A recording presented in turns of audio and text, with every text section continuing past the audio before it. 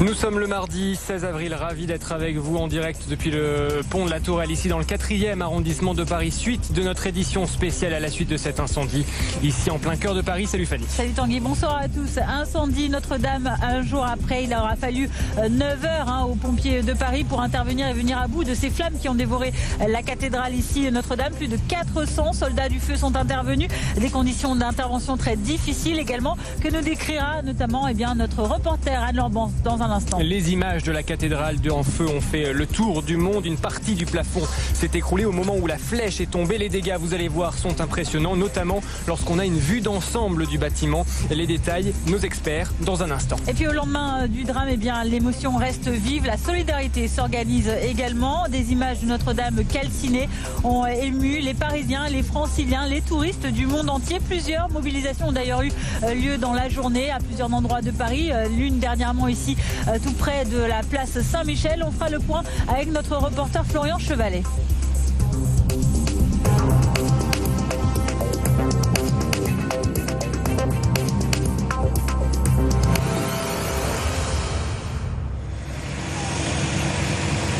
Merci d'être avec nous. Nous sommes en direct ici en plein cœur de la capitale. Tout au long de cette soirée, dans cette édition spéciale, nous allons revenir sur ce terrible incendie qui a détruit une partie de Notre-Dame de Paris. Un événement qui touche le monde entier, mais aussi et surtout les Parisiens et les Franciliens. Nous sommes tous très émus, très touchés par ce qui s'est passé la nuit dernière. Et c'est le cas aussi de plusieurs centaines de personnes. Regardez cette image.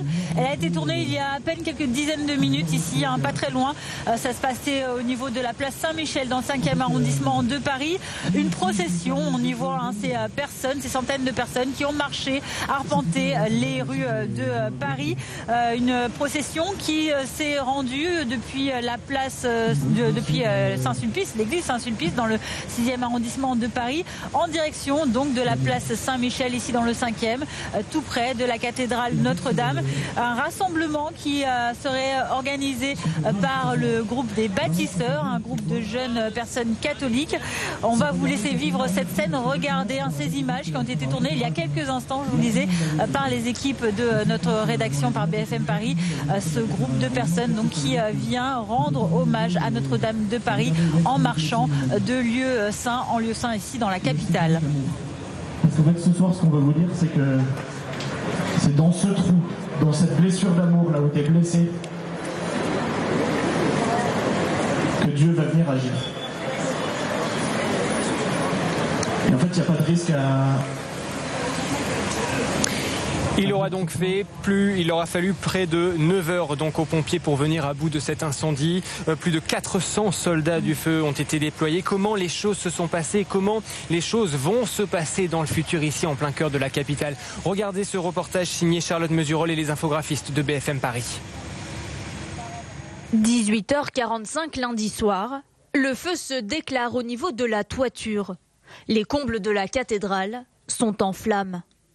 L'échafaudage du chantier installé à l'extérieur est désormais réduit en un amas métallique. Une heure plus tard, à 19h40, la toiture s'effondre. Au lendemain de l'incendie, ces images exclusives de l'intérieur de la cathédrale saisissent. Le chœur paraît avoir subi un bombardement. La statue du Christ au pied de la croix a résisté, mais un enchevêtrement de pierres et de poutres calcinées cache l'autel. 10 minutes plus tard, à 19h50, l'intégralité de la charpente longue de 100 mètres s'enflamme. Et il faut prendre de la hauteur pour mieux saisir l'ampleur des dégâts. L'incendie a ravagé les 2/3 de la toiture. Une charpente qui datait en partie du Moyen-Âge et avait nécessité une forêt de 1400 chênes. À 20h, la flèche et ses 93 mètres de haut s'écroulent et 10 minutes plus tard, un trou béant se forme au niveau de la voûte de la cathédrale. 21h45, la tour nord qui a pris feu menace de s'effondrer. Les pompiers réussissent à la sauver 1 heure plus tard. Les 2 beffrois de la cathédrale sont encore debout. Il faudra attendre 3h40 pour que le feu soit totalement maîtrisé. Et bonne nouvelle, le coq en cuivre du sommet de la flèche, qui contient des reliques sacrées censées protéger les Parisiens, a lui survécu. Il a été retrouvé par un restaurateur dans les décombres. Et un jour après le drame, vous l'avez compris, le feu est donc enfin éteint sur la cathédrale Notre-Dame de Paris, et non sans peine et sans grand renfort de personnel, de grands moyens techniques également. Et puis cette déclaration du président Emmanuel Macron qui a fait état d'une reconstruction de la cathédrale d'ici 5 ans. Alors où en est-on ce mardi? On fait le point avec Anne Lorbance depuis les quais ici à Paris. L'heure est toujours à la surveillance et à l'évaluation de la stabilité de la cathédrale Notre-Dame de Paris, dont la sauvegarde, selon le secrétaire d'État Laurent Nunez, s'est jouée à 15-30 minutes près. Alors sur place, une centaine de pompiers est toujours à pied d'œuvre. Certains, vous l'apercevez peut-être derrière moi, sont encore en haut d'une grue près des 2 tours de la cathédrale afin de s'assurer de la solidité de la structure mutilée par cet incendie. Tout au long de la journée, ils ont été assistés par des architectes et des experts pour tenter d'évaluer les zones qui pourraient encore présenter des risques d'effondrement. Preuve de la fragilité de l'édifice, en fin d'après-midi, des opérations ont été mises en place pour démonter un pan de la façade nord, côté rue du Cloître, qui menaçait de s'effondrer. Alors, ces travaux de sécurisation vont durer 48 heures. Ce n'est qu'après ce laps de temps que les enquêteurs pourront enfin pénétrer à l'intérieur de l'édifice pour procéder aux premières constatations pour les besoins de l'enquête. En tous les cas, le président de la République, Emmanuel Macron, a d'ores et déjà fait savoir qu'il souhaitait que les travaux soient achevés d'ici à 5 ans. Les détails d'Anne Lorbance, reporter BFM Paris pour cette édition spéciale. Une procédure judiciaire, on l'a compris, donc est d'ores et déjà en cours dans le 17e arrondissement de Paris. On va retrouver Raphaël Maillochon, journaliste police-justice BFM Paris, devant la direction régionale de la police judiciaire. L'enquête, vous allez voir, s'annonce compliquée. Effectivement, puisque une enquête compliquée qui prendra du temps, puisque les relevés, les prélèvements à l'intérieur de Notre-Dame de Paris ne pourront être réalisés qu'une fois que le monument, l'édifice sera structuré, ce qui n'est absolument pas le cas. Cela prendra 24 voire 48 heures ou alors encore plusieurs jours. En tout cas, les auditions, l'enquête a bien commencé. Dès cette nuit, ici au sein de la PJ parisienne, il y a eu une quinzaine d'auditions et aujourd'hui, les policiers de la brigade criminelle de la police judiciaire parisienne ont auditionné 12 ouvriers entendus pendant 6h30. Ils sont sortis ce mardi aux alentours de 16h30. Dans le détail, il y avait 11 ouvriers, un conducteur de travaux. Ils ont été auditionnés un par un dans une salle face à un enquêteur. Ces ouvriers ont quitté le chantier hier soir aux alentours de 17h30, soit plus d'une heure avant le début de l'incendie. Des employés qui étaient entendus aujourd'hui et qui avaient pour mission au sein de la cathédrale Notre-Dame de Paris de monter la structure métallique, l'échafaudage. Pour l'heure, vous l'avez dit, la piste privilégiée effectivement est celle d'un départ de feu accidentel au niveau de la toiture de la cathédrale. La thèse a été confirmée en tout cas par le procureur de la République de Paris. Voilà pourquoi une enquête dès hier soir aux alentours de 23h avait été ouverte par le parquet de Paris pour destruction involontaire par incendie, c'est-à-dire que la piste criminelle tout simplement n'est pas retenue. Les détails sur cette enquête donc en cours par Raphaël Maillochon. Conséquence également de ce terrible incendie. Plusieurs centaines de Parisiens qui vivaient sur l'île de la Cité ont dû être évacués. Les autorités leur ont demandé à ces habitants de quitter leur logement, de prendre leurs affaires et ceci pour une durée indéterminée. Les détails, William Mel avec Laura Tapiro et Julie Pierret. Les autorités lui ont demandé d'évacuer son logement. On a pris nos affaires parce qu'on ne sait pas combien de temps on va devoir évacuer l'appartement. Parce que visiblement le périmètre a besoin d'être sécurisé et nous on est à 2 portes des tours de Notre-Dame. C'est la galère mais bon on comprend, là c'est la sécurité des gens qui est en jeu. Donc. Nous sommes dans la rue d'Arcole, située à quelques mètres seulement de la cathédrale. Depuis hier, la police demande aux habitants de quitter le quartier. Mais problème, les riverains ne savent pas vraiment quoi faire. C'est le cas de Jean-Claude, il est venu de banlieue pour aider sa mère à évacuer. Pas de nouvelles, on ne sait pas, ordre, contre-ordre, ordre, contre-ordre, nous attendons.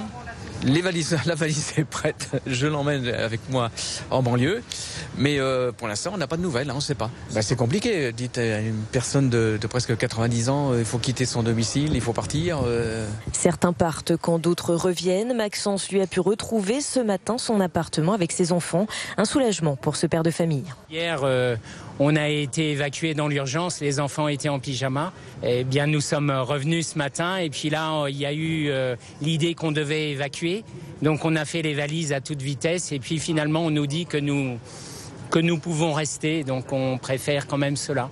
Après le choc de l'incendie, les habitants doivent donc gérer ce désordre et ce manque de communication. Les riverains évacués ne savent pas quand ils pourront réintégrer leur logement, ce soir, demain ou dans les prochains jours.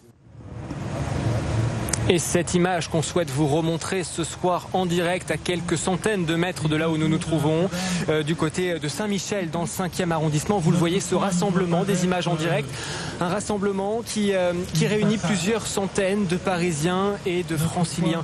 Un grand nombre de catholiques parmi cette foule, et pour cause, l'incendie de Notre-Dame a pris en pleine semaine sainte avant les festivités de Pâques, une période particulièrement importante pour les catholiques. Les offices en effet devaient se tenir dans la cathédrale. Conséquence de cette destruction partielle, les messes de la semaine se dérouleront à Saint-Eustache dans le 1er et à Saint-Sulpice dans le 6e arrondissement de Paris. Dans quelles conditions? Écoutez à ce sujet le Père Lacroix, le curé de l'église Saint-Sulpice au micro BFM Paris. Les principaux événements de la semaine sainte auront lieu à Saint-Sulpice pour les événements qui auraient dû avoir lieu à Notre-Dame. Le principal événement, c'est ce qu'on appelle la messe chrismale. Elle aura lieu demain à 18h30, l'heure qui était prévue à Notre-Dame de Paris. Ensuite, les cérémonies traditionnelles du jeudi saint, du vendredi saint, de la nuit de Pâques, auront lieu à Saint-Sulpice comme c'était prévu, mais ce sera l'archevêque qui viendra les présider. Le cardinal Lustiger a dit un jour qu'il était venu comme cela. Saint-Sulpice, c'est la cathédrale du cœur, c'est une belle phrase, mais bien sûr, Saint-Sulpice n'est pas la solution. Il y a d'autres églises qui ont leur rôle à jouer. Tout près de Notre-Dame, il y a Saint-Gervais. La grande église Saint-Eustache, dès dimanche prochain, va servir. D'autres lieux vont certainement être mis à contribution. En direct avec nous dans Bonsoir Paris, Claude. Bonsoir Claude, vous êtes par téléphone avec nous. Vous êtes un riverain de l'île de la Cité où s'est produit cet incident qu'on a vu hier, cet incendie de la cathédrale Notre-Dame. Vous en avez été témoin d'ailleurs depuis votre domicile. Vous avez notamment assisté à la progression très difficile des pompiers. Décrivez-nous un peu cette scène s'il vous plaît. C'est-à-dire que les pompiers, malheureusement, étant donné que les voies sur berge étaient donc fermées, je pense qu'il y aurait eu urgence déjà de découvrir parce que les pompiers, les urgentistes et tout, ils étaient bloqués par une circulation infernale et il y avait absolument personne pour les voies sur berge. Et d'un tel incendie, je pense qu'au moins la municipalité, c'est-à-dire la maire, aurait dû donner ordre de passer pour les véhicules prioritaires. Le problème, c'est que, étant donné que c'était archi complet, je pense qu'il y a eu un temps énorme de perdu à cause justement de ne pas avoir ouvert les voies sur berge. Je trouve ça vraiment lamentable de la part de la mairie de Paris qui n'ait pas pris la décision d'une telle ampleur, d'un incendie de telle ampleur, d'avoir ouvert les voies sur berge. Ça, c'est inadmissible. Est-ce que vous pensez qu'une telle décision peut être prise en seulement quelques secondes? Un incendie se produit par définition à un moment qui n'a jamais été donné. Est-ce que selon vous, c'est quelque chose de possible? Les pompiers marchaient devant pour se créer des passages et c'était vraiment inadmissible. Et personne sur les voies sur berge parce que j'ai traversé, j'étais devant le quai. Il y aurait eu une voie rapide, surtout que Notre-Dame est juste à côté de la voie de la voie sur berge. Je pense qu'il y aurait eu certainement un temps de gagner énorme. Surtout que c'était bien prévu, que c'était fermé, mais lorsque des occasions d'une telle ampleur, normalement, ça aurait dû être ouvert et gagner certainement un quart d'heure, 20 minutes, ça aurait changé pas mal et beaucoup de choses. Voilà tout ce que je voulais vous dire. Vous estimez à combien justement cette perte de temps que vous avez pu observer? Pendant combien de temps est-ce que vous avez pu constater cette difficulté à progresser? À une demi-heure facile, même si voire plus. Mais les premiers pompiers sont arrivés au bout de 7 minutes, selon les autorités. La préfecture de police a demandé à des motards de venir escorter les véhicules de pompiers venant d'autres casernes. Selon vous, ce n'a pas été suffisant? Une escorte, c'était pas possible. Par ailleurs, qu'est-ce que vous avez pu observer de cet incendie? Oui, évidemment. Vous avez pu observer, je disais, l'incendie de Notre-Dame de Paris. Qu'est-ce que vous avez vu? N'était pas là au point parce que vraiment il y avait quelque chose à faire de ce côté-là. Merci beaucoup d'avoir été avec nous. Merci pour ce témoignage. Je vous en prie. Merci à vous. Merci. Dans le reste de l'actualité, toute la nuit de lundi à mardi, les pompiers se sont mobilisés pour sauver Notre-Dame de Paris. Et après la sécurisation de l'édifice, il va falloir forcément reconstruire. Le chef de l'État parle de 5 années de travaux. Vous allez le voir, la solidarité se met déjà en place. Regardez ce sujet de Magali Chalet pour Bonsoir Paris. Pour restaurer Notre-Dame de Paris, joyau du patrimoine français, chacun se mobilise. La cathédrale encore en feu cette nuit, Anne Hidalgo annonçait déjà une contribution de 50 millions d'euros de la ville. Et pour inciter aux dons, elle propose une grande conférence qui réunira les mécènes du monde entier pour lever les fonds nécessaires. L'urgence, c'est d'abord de canaliser et d'organiser la collecte de fonds. C'est valable en France, mais c'est valable aussi à l'international. Emmanuel Macron a confirmé qu'une souscription nationale allait être lancée. De son côté, la présidente de la région annonce débloquer une aide d'urgence de 10 millions d'euros. 10 millions d'euros d'aide d'urgence, de façon à ce que les travaux les plus urgents, ceux de confortement qui ont été mentionnés par les pompiers, puissent être réalisés très rapidement par le diocèse de Paris. C'est une avance évidemment de trésorerie que la région fait dans le cadre des aides qu'elle donne chaque année au patrimoine et aux églises. Les 2 plus grandes fortunes de France vont aussi mettre la main au portefeuille et offrir 300 millions d'euros pour réparer Notre-Dame. Le groupe LVMH, numéro 1 mondial du luxe, et la famille Arnault annonce le versement d'une enveloppe de 200 millions d'euros. Dans notre groupe, nous avons certains savoir-faire, en particulier créatifs, architecturaux, financiers, évidemment aussi pour la conservation d'œuvres d'art à travers la Fondation Louis Vuitton. Donc nous mettons à disposition des parties prenantes de cette reconstruction tous nos salariés qui leur sembleraient pouvoir aider à cette reconstruction. La famille d'industriels Pinault, qui préside le 2e groupe mondial dans le secteur du luxe, offre quant à elle 100 millions d'euros pour la reconstruction de la cathédrale. Autre donateur, Total, son PDG annonce débloquer 100 millions d'euros. De nombreuses cagnottes ont aussi été mises en ligne par des anonymes. Les autorités mettent en garde contre les arnaques et recommandent à ceux qui souhaitent effectuer un don de se rendre directement sur le portail de la Fondation du patrimoine. Thomas Pernet nous a rejoint ici sur ce plateau délocalisé de Bonsoir Paris. Thomas, on le sait, la cathédrale Notre-Dame est évidemment un joyau d'architecture, d'histoire, un joyau également truffé d'œuvres d'art. C'était un peu la difficulté pour ces sapeurs-pompiers qui sont intervenus de conserver le trésor de Notre-Dame. Il y a une bonne nouvelle, toutefois, au-delà du fait qu'un certain nombre d'œuvres aient pu être conservées. Le coq de la flèche qu'on a vu s'effondrer hier soir pendant ce feu, eh bien, le coq a été retrouvé parmi les décombres. Oui, tout à fait, Tanguy, c'est presque un miracle. Pardon, Fanny, c'est presque un miracle, en effet, presque un miracle, Tanguy. Vous voyez, on perd nos moyens du fait de cette excellente nouvelle. En effet, elle était cette girouette, car c'est une girouette tout en haut de la flèche de 96 mètres de haut. On pensait que cette girouette, elle avait brûlé, qu'elle avait fondu dans le brasier. Elle a été retrouvée, alors certes cabossée, mais entière. Il y a des reliques dans ce coq. On ne sait pas aujourd'hui si ces reliques sont intactes. Néanmoins, on le saura dans les prochaines heures. Mais il y a d'autres miracles, malgré tout. Par exemple, il y avait 16 sculptures sur le toit de Notre-Dame de Paris qui ont été démontées il y a 3 jours, qui ont été démontées pour être restaurées, nettoyées. Donc heureusement, elles n'ont pas connu l'incendie. Alors malheureusement, il n'y a pas que des miracles. Le joyau qui a été le plus endommagé, c'est la charpente. On n'y pense pas, mais la charpente est un joyau en elle seule. C'est un joyau gothique. Une partie de cette charpente date du XIIIe siècle et des années 1200, 1260. Eh bien, cette charpente, elle a complètement été détruite. On l'a surnommée la forêt de Notre-Dame du fait de ses dimensions, une charpente de 100 mètres de long. Malheureusement, elle a complètement disparu. Alors quand tu parlais, Fanny, de ces trésors, tu pensais bien sûr aux sculptures, aux tableaux, aux vitraux. Il y a de très bonnes nouvelles, ou du moins des nouvelles plutôt rassurantes. Le ministre de la Culture, Franck Riester,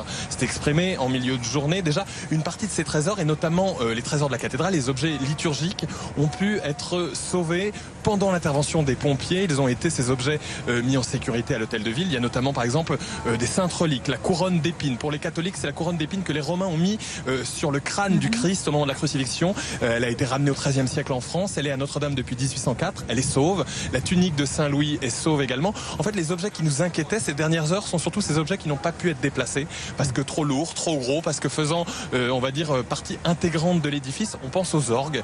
Il y a 3 orgues au sein de Notre-Dame de Paris. Le plus grand est notamment sous la rosace nord qui a été, on va dire, énormément arrosé par les sapeurs-pompiers. Il a été protégé des flammes. flammes, mais également de l'eau par l'architecture. Il est donc entier, on a eu peur là aussi qu'il fonde.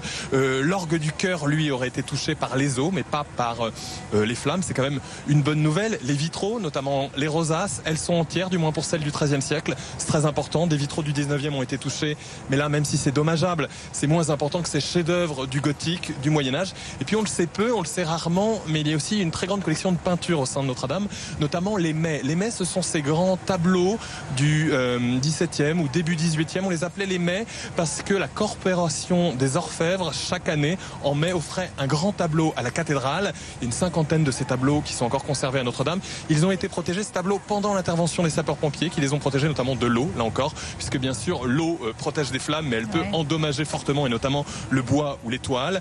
Ces tableaux vont être décrochés de Notre-Dame de Paris, normalement vendredi, c'est ce que nous disait également Franck Riester, le ministre de la Culture. Et là aussi, ces tableaux iront au musée du Louvre, où ils seront recueillis par les conservateurs, les restaurateurs du musée du Louvre. Il est encore trop tôt pour savoir quel est l'état de ces toiles, même si les nouvelles sont plutôt, on va dire, rassurantes ce soir.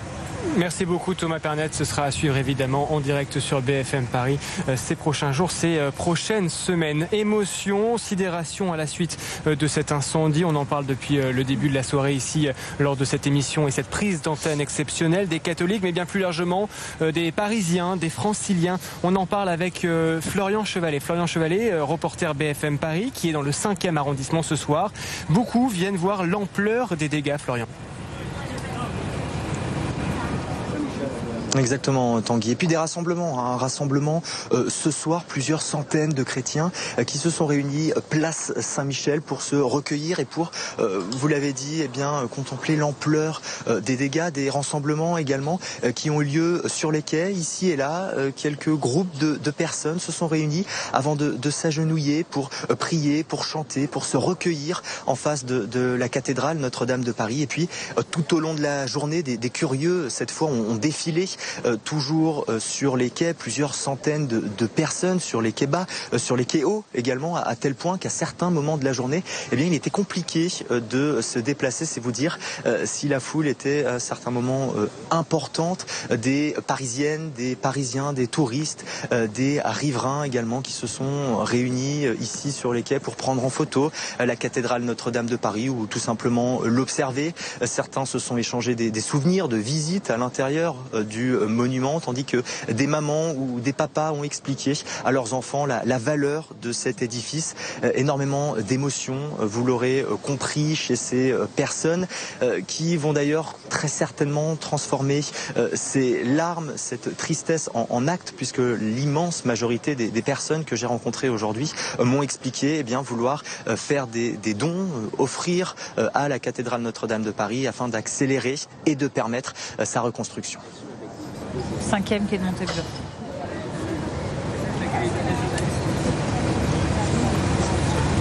Merci Florian. Florian Chevalet, reporter BFM Paris depuis le 5e arrondissement de la capitale. On va faire un petit point sur la situation. Nous sommes ici à quelques centaines de mètres de Notre-Dame de Paris. Beaucoup de journalistes, beaucoup de Parisiens, de Franciliens aussi. C'était place Saint-Michel, à quelques centaines de mètres d'ici. Et puis ici, en plein cœur de la capitale, où certains Parisiens prennent encore le temps, que ce soit sur les quais ou sur ce pont, d'admirer, parce qu'il s'agit d'admirer ce soir Notre-Dame de Paris. On aimerait vous parler aussi de ce qui se passe actuellement sur Notre-Dame de Paris derrière nous, puisque vous le voyez peut-être sur ces images, des images signées Charles Quéméner notamment, des techniciens. Alors on n'arrive pas à savoir d'ici s'il s'agit de pompiers, de policiers, d'enquêteurs ou de techniciens. Donc des individus sont actuellement sur Notre-Dame de Paris. On aperçoit de là où nous sommes des personnes en train de travailler, en tout cas sur Notre-Dame de Paris. Et alors, de manière assez surprenante, passe actuellement un bateau-mouche. Il y en a eu pas mal dans la journée, ça continue. La circulation avait été interrompue une grande partie de la nuit hier.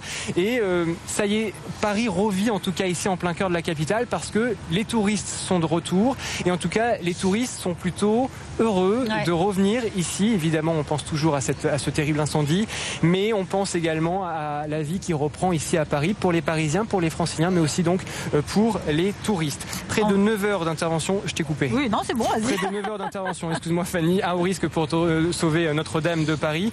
Un incendie donc éteint dans la nuit. L'action et la bravoure des sapeurs-pompiers n'ont pas manqué d'être salués par les nombreux badauds présents lors de cet incendie jusqu'au petit matin. Une petite sélection de vos messages signés Emmanuel Lebon pour Bonsoir Paris.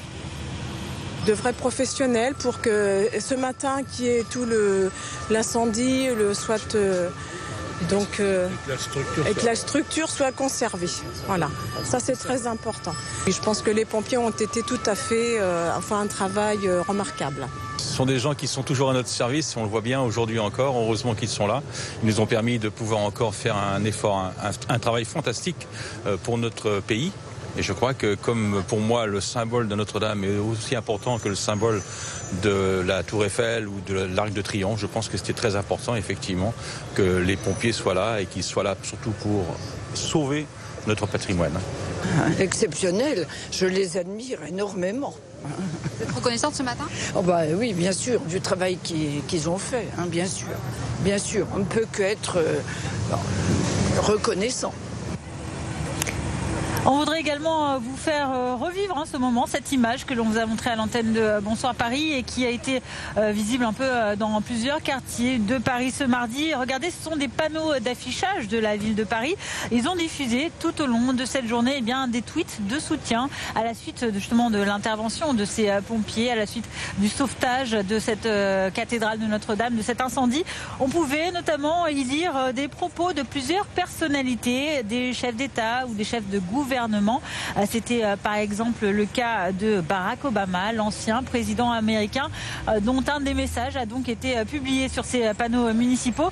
Barack Obama qui affirme être aux côtés du peuple de France. On le cite dans ces moments de chagrin. Beaucoup d'autres messages également ont pu être lus par les Parisiens, les Franciliens et par les touristes qui sont dans la capitale aujourd'hui, notamment, on le sait aussi, parce que Michelle Obama est de passage dans la capitale à Paris ce soir. Et justement, on ne peut que vous conseiller de vous rendre sur notre site internet bfmparis.com, sur nos applications aussi, pour nous donner, en utilisant le hashtag BFM Paris, vos réactions à la suite de cet incendie, vos souvenirs aussi avec Notre-Dame de Paris, un lieu, un monument cher à nous tous, Parisiens, Franciliens. Cette actualité, toute l'actu francilienne aussi à retrouver sur notre site internet bfmparis.com et sur notre application disponible gratuitement sur tous les stores. On revient dans quelques instants.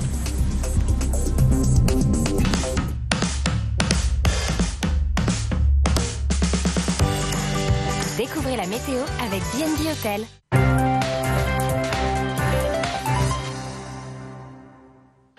Et la perturbation a concerné ce mardi l'ensemble du bassin parisien, d'où un ciel, vous le voyez, assez gris ici, place de l'Étoile. Quelques pluies qui ont dans l'ensemble été assez faibles et surtout des températures en baisse. Mais rassurez-vous, les températures vont remonter dans le courant de ces prochaines heures à la faveur d'un flou de secteur sud. La perturbation donc qui a circulé sur le territoire, qui maintenant s'évacue vers les frontières du nord-est, d'où encore un ciel assez nuageux pour ce mercredi matin, température comprise entre 7 et 10 degrés, mais dans le courant de l'après-midi, le soleil va revenir grâce au retour des hautes pressions et les températures devraient fortement augmenter à nouveau avec des valeurs qui, pour le coup, vont repasser bien au-dessus des températures de saison, des maximales comprises entre 18 et 19 degrés, alors que la normale de saison pour cette période de l'année est de 16 degrés. Et puis, les températures vont poursuivre leur ascension dans le courant de ces prochains jours. On dépassera les 20-21 degrés un jeudi après-midi sur l'ensemble du bassin parisien avec un ciel toujours bien dégagé. À partir de vendredi, on pourrait pourquoi pas atteindre les 23-24 degrés avec toujours donc un grand soleil. Pour samedi, pourquoi pas très localement des pointes à 25 degrés, peu d'évolution pour dimanche avec toujours des conditions très ensoleillées. Donc vous l'aurez compris,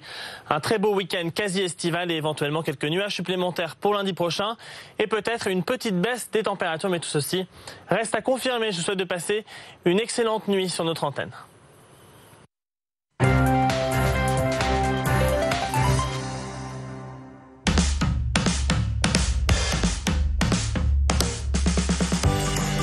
C'était la météo avec B&B Hôtel.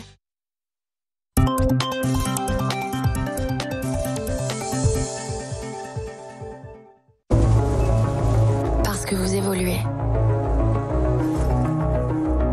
aussi vite que le monde qui vous entoure. Nous avons repensé la voiture pour qu'elle vous accompagne en même temps que le changement. Et qu'enfin l'essentiel remplace le superficiel.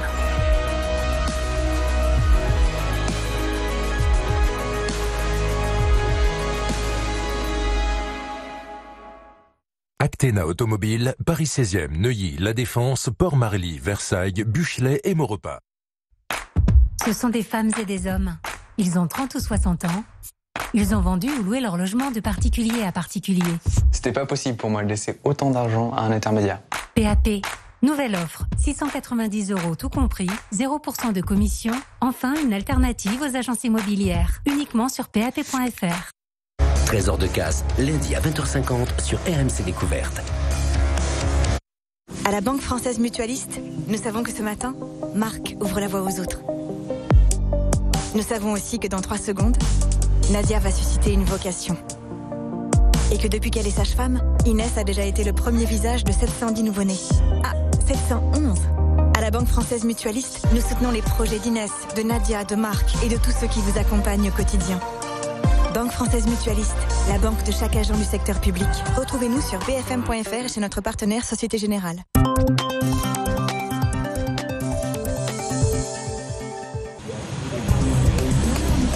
Ravi de vous retrouver pour la suite de cette édition spéciale dans Bonsoir Paris sur BFM Paris. L'incendie de Notre-Dame le jour d'après, il a fallu plus de 9 heures, quasiment 9 heures en tout cas, aux sapeurs-pompiers de Paris pour venir à bout de ces flammes qui ont dévoré la cathédrale parisienne. C'était hier, plus de 400 soldats du feu dans des conditions particulièrement difficiles. On fera le point dans un instant avec notre reporter Anne Lorbance. Les images de la cathédrale en feu ont fait le tour du monde entier. Une partie du plafond en effet s'est écroulée au moment où la flèche est tombée.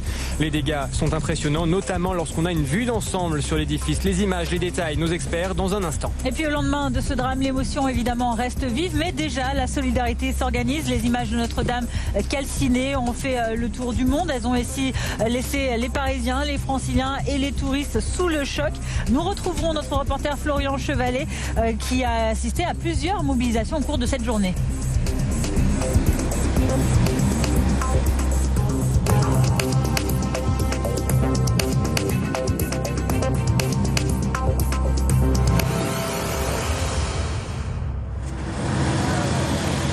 Prise d'antenne exceptionnelle ici depuis le cœur de Paris, depuis le 4e arrondissement où nous vous faisons vivre les suites de ce terrible incendie qui a détruit partiellement Notre-Dame de Paris. Un événement qui touche le monde entier, on l'a vu il y a quelques instants, on le verra dans quelques instants. Mais tout d'abord, nous, Parisiens, Franciliens, nous sommes tous très émus, très touchés par ce qui s'est passé la nuit dernière. L'émotion également pour plusieurs centaines de personnes qui, vous allez voir sur ces images qui ont été tournées il y a quelques instants dans cette soirée, se sont mobilisées, ont marché, ont déambulé dans les rues de Paris. Un parcours qui est parti depuis l'église de Saint-Sulpice dans le 6e arrondissement de Paris pour rallier la place Saint-Michel très près d'ici, à quelques centaines de mètres de Notre-Dame de Paris, dans le 5e arrondissement de Paris. Un groupe de personnes qui s'était élancé donc de ces lieux saints en lieux saints dans Paris à l'initiative du groupe Les Bâtisseurs. C'est un groupe de jeunes catholiques parisiens qui ont invité donc les gens qui le souhaitaient à venir rendre hommage évidemment à Notre-Dame de Paris, à quelques encablures justement du monument ici. Des images que vous voyez encore et qui se sont déroulées il y a quelques minutes, je vous le disais, tout près de nous. Un rassemblement qui continue d'avoir lieu encore ce soir. Beaucoup de monde donc qui vient exprimer sa solidarité pour ce monument. Il aura fallu 9 heures aux pompiers pour venir à bout de cet incendie, de ce feu. Plus de 400 soldats du feu ont été déployés. Comment les choses se sont passées? Écoutez le récit de Charlotte Mesurol avec les infographistes de BFM Paris. 18h45 lundi soir, le feu se déclare au niveau de la toiture. Les combles de la cathédrale sont en flammes. L'échafaudage du chantier installé à l'extérieur est désormais réduit en un amas métallique. Une heure plus tard, à 19h40, la toiture s'effondre. Au lendemain de l'incendie, ces images exclusives de l'intérieur de la cathédrale saisissent. Le chœur paraît avoir subi un bombardement. La statue du Christ au pied de la croix a résisté, mais un enchevêtrement de pierres et de poutres calcinées cache l'autel. 10 minutes plus tard, à 19h50, l'intégralité de la charpente longue de 100 mètres s'enflamme. Et il faut prendre de la hauteur pour mieux saisir l'ampleur des dégâts. L'incendie a ravagé les 2 tiers de la toiture. Une charpente qui datait en partie du Moyen-Âge et avait nécessité une forêt de 1400 chênes. À 20h, la flèche et ses 93 mètres de haut s'écroulent et 10 minutes plus tard, un trou béant se forme au niveau de la voûte de la cathédrale. 21h45, la tour nord qui a pris feu menace de s'effondrer. Les pompiers réussissent à la sauver 1 heure plus tard. Les 2 beffrois de la cathédrale sont encore debout. Il faudra attendre 3h40 pour que le feu soit totalement maîtrisé. Et bonne nouvelle, le coq en cuivre du sommet de la flèche, qui contient des reliques sacrées censées protéger les Parisiens, a lui survécu. Il a été retrouvé par un restaurateur dans les décombres.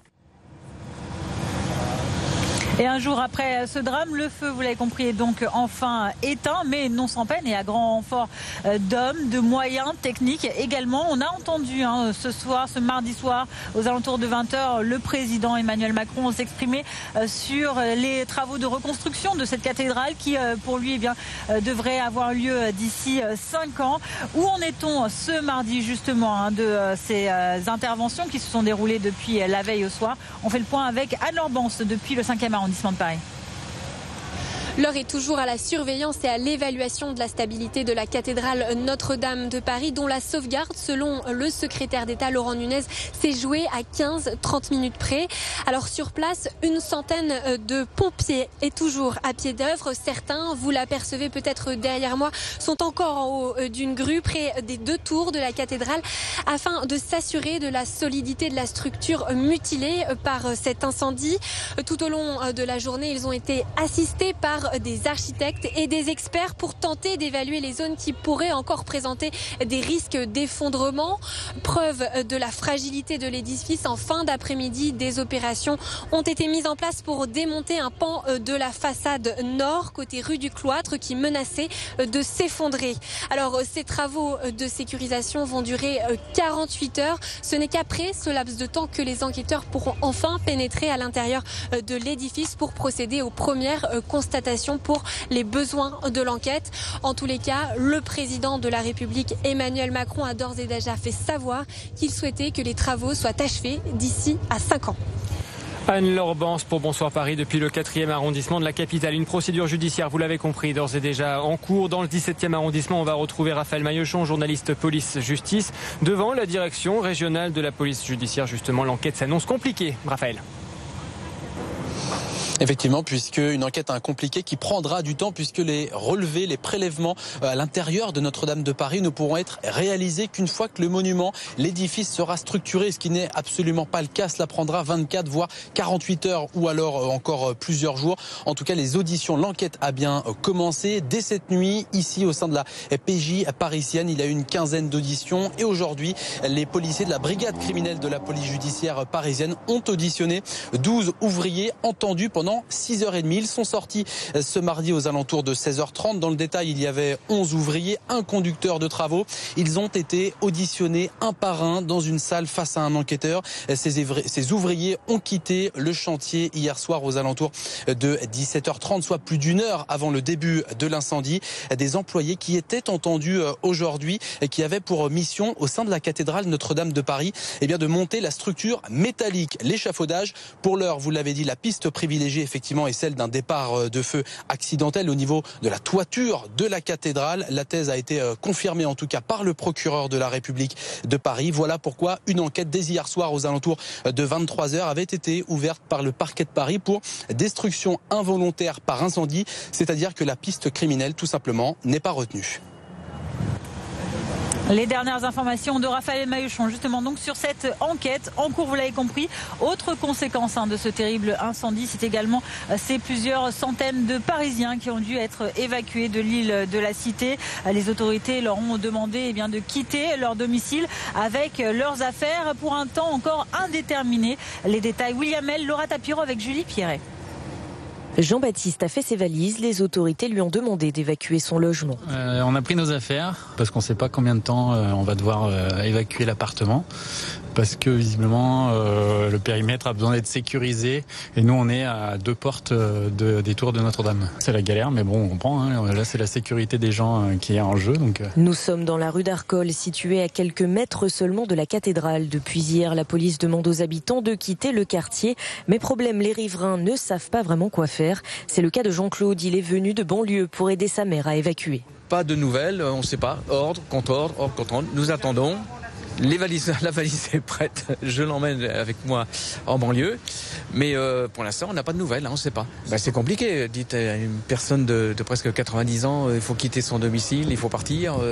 Certains partent quand d'autres reviennent. Maxence lui a pu retrouver ce matin son appartement avec ses enfants, un soulagement pour ce père de famille. Hier, on a été évacués dans l'urgence, les enfants étaient en pyjama. Eh bien, nous sommes revenus ce matin et puis là, il y a eu l'idée qu'on devait évacuer. Donc, on a fait les valises à toute vitesse et puis finalement, on nous dit que nous pouvons rester. Donc, on préfère quand même cela. Après le choc de l'incendie, les habitants doivent donc gérer ce désordre et ce manque de communication. Les riverains évacués ne savent pas quand ils pourront réintégrer leur logement, ce soir, demain ou dans les prochains jours. Voilà, et dans le même temps, l'incendie de Notre-Dame a pris en pleine semaine sainte, avant les festivités de Pâques, une période particulièrement importante pour les catholiques. Les offices devaient en effet se tenir dans la cathédrale. Conséquence de sa destruction partielle, les messes de la semaine se dérouleront entre les églises Saint-Eustache dans le 1er et Saint-Sulpice dans le 6e. Dans quelles conditions? Écoutez les détails du Père Lacroix, le curé de l'église Saint-Sulpice, à notre micro. Les principaux événements de la semaine sainte auront lieu à Saint-Sulpice pour les événements qui auraient dû avoir lieu à Notre-Dame. Le principal événement, c'est ce qu'on appelle la messe chrismale. Elle aura lieu demain à 18h30, l'heure qui était prévue à Notre-Dame de Paris. Ensuite, les cérémonies traditionnelles du jeudi saint, du vendredi saint, de la nuit de Pâques, auront lieu à Saint-Sulpice comme c'était prévu, mais ce sera l'archevêque qui viendra les présider. Le cardinal Lustiger a dit un jour qu'il était venu comme cela. Saint-Sulpice, c'est la cathédrale du cœur, c'est une belle phrase. Mais bien sûr, Saint-Sulpice n'est pas la solution. Il y a d'autres églises qui ont leur rôle à jouer. Tout près de Notre-Dame, il y a Saint-Gervais. La grande église Saint-Eustache, dès dimanche prochain, va servir. D'autres lieux vont certainement être mis à contribution. Avec nous ici sur le pont de la Tournelle dans le 5e arrondissement de Paris, Paola Pellizzari, bonsoir. Vous êtes présidente de l'association des commerçants de l'île de la Cité. Oui. Votre commerce est donc situé sur cette île. Est-ce que vous avez été notamment concerné par les évacuations qui ont eu hier? Non, alors je précise, je ne suis pas dans l'île de la Cité, je suis dans l'île Saint-Louis, qui est juste à côté. Je sais que par contre, les commerçants et les habitants de beaucoup d'immeubles ils ont été évacués et ils ont eu beaucoup de problèmes, ils ont encore beaucoup de problèmes. Ça, je sais parce que j'ai pas mal de connaissances d'autres confrères de l'autre côté. Comment avez-vous vécu ce qui s'est passé dans la nuit de lundi à mardi de manière compliquée, on imagine? Alors, pour moi, c'était plutôt psychologique. C'était très difficile d'admettre que Notre-Dame brûle. Très, très difficile. Et comme moi, on était plein de personnes à être étonnées, mal, et surtout, on parlait même pas. S'il y avait du silence, parce que c'était l'inconcevable. Et puis, moi, j'étais à mon travail. J'ai une boutique dans l'île Saint-Louis, très, très proche du pont de Saint-Louis. Et là, il y a quelqu'un qui est passé en courant, en criant « Notre-Dame brûle ». Et on est sortis à plusieurs, on a laissé les boutiques, on a couru. Et on était juste derrière le chevet où commence le jardin, où termine le jardin Jean 23.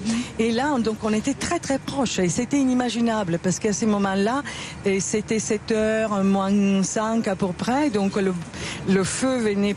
Ça faisait pas longtemps qu'il avait éclaté aussi fort. Il était vraiment déjà très très violent et on voyait bien la base de la flèche qui brûlait et c'est quand je suis arrivée au départ, c'était vraiment que la base de la flèche et tout le monde espérait que ça s'arrête là, quelque part. On attendait avec impatience une intervention, une espèce de miracle, quelque chose qui arrive, je sais pas, un nuage du ciel qui tombe, qui tout d'un coup, ça s'arrête. Et justement, cette intervention, elle est arrivée assez rapidement. Combien de temps sont arrivés les pompiers après vous? Pour moi, le temps entre le moment où je suis arrivée au chevet derrière le Notre-Dame et le moment où les pompiers sont vraiment intervenus était très long. Très long, on s'est regardé et on s'est demandé, au point que moi je me demandais si vraiment les pompiers a été avertis. Donc on voyait des loin vers plutôt proche de l'entrée de Notre-Dame, on voyait des pompiers, mais des tout petites camionnettes, et il n'y avait absolument pas d'eau.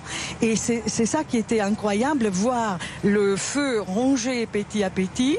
On a vu des silhouettes, mais sans eau, sans rien, sur les plateformes en haut, qui essayaient peut-être de voir qu'est-ce qui s'était en train de se passer, mais on voyait avancer le feu avec une telle rapidité et on ne comprenait pas pourquoi il n'y avait pas d'eau. Et parlez-nous désormais de l'avenir. L'incendie est désormais terminé, plusieurs centaines de millions sont désormais sur la table, venant du monde entier.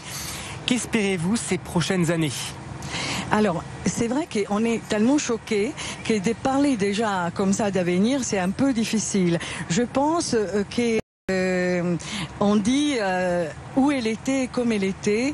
Je ne sais pas si ça va être comme ça. De toute façon, nous, ici dans l'île, on va passer des moments durs. D'une part parce que on avait l'habitude de passer à côté, de voir cette magnifique œuvre. Et on est complètement désespérés de la voir autant endommagée. Surtout que nous, on avait déjà, quand les berges étaient fermées, on avait demandé, on avait écrit comme commerçant du centre de Paris, on avait écrit une lettre à la mairie en disant que s'il y avait quelque chose qui arrivait, ça aurait été difficile de faire venir les secours très rapidement, vu qu'en plus, le centre de Paris, c'est une agglomération des monuments importants. Autre Notre-Dame, il y avait autre chose. Et donc, on pensait que sans les berges où les pompiers pouvaient passer. À l'époque, on passait à des attentats, pas au feu, parce que c'était l'époque des attentats. Mais on se disait, s'il y arrive un attentat, comment vont faire les pompiers et les secours arriver? Et est-ce que vous estimez justement que ces fermetures des voies sur berge ont entravé la progression des pompiers hier? Je ne peux pas affirmer parce que je n'ai pas vu ce qui s'est passé ailleurs. J'ai vu seulement ce que j'ai vu, le fait d'être en bas de Notre-Dame et d'assister à ces désastres qui progressaient. C'est fascinant quelque part aussi de voir le feu, les flammes. La vitesse du feu et la lenteur de l'arrivée des pompiers. Les premiers lances sont arrivés très tard, à 19h. Moi, que je fais des photos à 19h37, j'ai vu les premiers jets d'eau. Et après, les jets d'eau n'étaient pas assez forts parce qu'en plus, pour Notre-Dame, il fallait prévoir quelque chose de spécial. Et peut-être ça, je ne veux pas dire que c'était les pompiers parce que les pompiers ont fait un travail remarquable. Mais toute l'organisation autour était très difficile. Et nous, on l'avait dit il y a quelques années, en ne pensant pas à l'incendie, mais en pensant à autre chose. Mais ça, c'est une difficulté. Une autre chose, on avait demandé qu'en cas de problème, les berges soient ouvertes.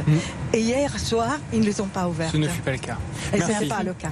Merci beaucoup d'avoir été avec nous ici sur le plateau de Bonsoir Paris. De travailler pour Notre-Dame. Merci beaucoup. Merci. Restez avec nous. Toute cette nuit de lundi à mardi, les pompiers se sont mobilisés pour sauver Notre-Dame de Paris. Donc, après la sécurisation de l'édifice, va venir le temps, ces prochaines semaines, on l'espère, ces prochains mois assurément, de la reconstruction. Vous allez le voir, la solidarité se met déjà en place. Écoutez, regardez ce reportage pour Bonsoir Paris signé Magali Chalet. Pour restaurer Notre-Dame de Paris, joyau du patrimoine français, chacun se mobilise. La cathédrale encore en feu cette nuit, Anne Hidalgo annonçait déjà une contribution de 50 millions d'euros de la ville. Et pour inciter aux dons, elle propose une grande conférence qui réunira les mécènes du monde entier pour lever les fonds nécessaires. L'urgence, c'est d'abord de canaliser et d'organiser la collecte de fonds. C'est valable en France, mais c'est valable aussi à l'international. Emmanuel Macron a confirmé qu'une souscription nationale allait être lancée. De son côté, la présidente de la région annonce débloquer une aide d'urgence de 10 millions d'euros. 10 millions d'euros d'aide d'urgence, de façon à ce que les travaux les plus urgents, ceux de confortement qui ont été mentionnés par les pompiers, puissent être réalisés très rapidement par le diocèse de Paris. C'est une avance évidemment de trésorerie que la région fait dans le cadre des aides qu'elle donne chaque année au patrimoine et aux églises. Les 2 plus grandes fortunes de France vont aussi mettre la main au portefeuille et offrir 300 millions d'euros pour réparer Notre-Dame. Le groupe LVMH, numéro 1 mondial du luxe, et la famille Arnault annoncent le versement d'une enveloppe de 200 millions d'euros. Dans notre groupe, nous avons certains savoir-faire, en particulier créatifs, architecturaux, financiers, évidemment aussi pour la conservation d'œuvres d'art à travers la Fondation Louis Vuitton. Donc nous mettons à disposition des parties prenantes de cette reconstruction tous nos salariés qui leur sembleraient pouvoir aider à cette reconstruction. La famille d'industriels Pinault, qui préside le 2e groupe mondial dans le secteur du luxe, offre quant à elle 100 millions d'euros pour la reconstruction de la cathédrale.